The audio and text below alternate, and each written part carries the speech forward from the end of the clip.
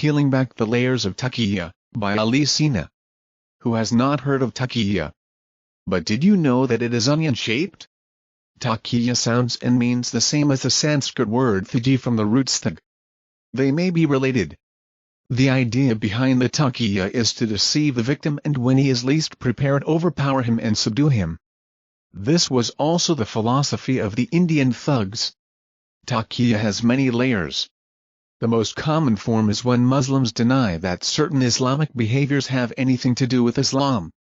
On October 27, the BBC aired a documentary in which Mo Answer, a Muslim activist in UK, was shown addressing a group of English Defence League members. He wanted to meet them in order to dispel their misunderstandings of Islam and to prove that Islam poses no threat to their country and their way of life. How could he do that when Islam's goal is to become dominant over all religions and nations? Well, he did it like any Muslim would do. He lied. Mo's speech to EDL is at minute 10. Mo starts by saying, as somebody who was born in this country and is British, I think I uphold British values. I am also a Muslim. Islam is not here to take over the country. Islam is not here to take over the world. That is not the Islam that I know. Islam that I know is one that believes in coexistence and honors and respects British values. Nothing can be further from the truth. The British and Islamic values are diametrically opposed. They cannot coexist. The British values are based on democracy. Democracy implies equality. Iranian journalist Amir Taheri says, equality is unacceptable in Islam. Unbelievers cannot be equal to believers and women are not equal to men. Even the non-Muslims are not deemed to be equal. The people of the book, Jews and Christians, are accepted as second-class citizens and allowed to live in an Islamic state provided they pay the protection tax. Jizya. But the pagans, atheists and idolaters are not regarded as fully humans. According to the Quran, the idolaters are to be killed wherever they are found. 9-5, in the April 9, 2002 issue, the Wall Street Journal published the concept of blood money in Saudi Arabia. If a person has been killed or caused to die by another, the latter has to pay blood money or compensation, as follow. 100,000 riyals if the victim is a Muslim man, 50,000 riyals if a Muslim woman, 50,000 riyals if a Christian man, 25,000 riyals if a Christian woman, 6,666 riyals if a Hindu man, 3,333 riyals if a Hindu woman. According to this hierarchy, a Muslim man's life is worth 33 times that of a Hindu woman. This hierarchy is based on the Islamic definition of human rights and is rooted in the Quran and the Sharia. How can we talk of democracy when the concept of equality in Islam is inexistent? This is not a quirk of Saudi Arabia. The Prophet of Islam advised Muslims not to aid non-Muslims to seek justice if they are abused by a Muslim.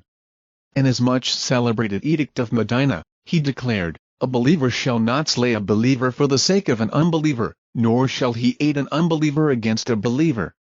The same document states, whoever is convicted of killing a believer, the believers shall be against him as one man, and they are bound to take action against him. The Quran 3:28 prohibits Muslims to take non-Muslims as their leaders, or even as friends.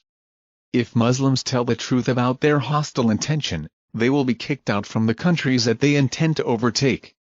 The same verse allows them to lie, by way of precaution, that ye may guard yourselves from them. Coexistence? Yes, there is coexistence in Islam, but only if the non-Muslims are reduced into dhimmis, and accept to pay tributes to Muslims while feeling themselves humiliated and subdued. Q929, one characteristic of democracy is freedom of belief. This is utterly alien to Islam. The Quran 3:85 says, whoso desires another religion than Islam it shall not be accepted of him. The punishment of apostasy in Islam is death. No Islamic country allows its Muslim citizens to change their religion. Mo also assured his audience that Islam is not here to take over the world. He lied. People often make the mistake of comparing Islam to Christianity and other faiths. All religions are personal. They are about enlightenment or relationship with God. Islam is about world domination. the focus of Islam is on expansion. A hadith narrated by Bukhari, 4:53-386, makes this clear. It says that when Umar sent Muslim army to Persia, the representative of Khosrau came out with 40,000 warriors, and an interpreter got up saying, "Let one of you talk to me." Al-Mughira replied, "Ask whatever you wish." The other asked, "Who are you?" Al-Mughira replied, "We are some people from the Arabs.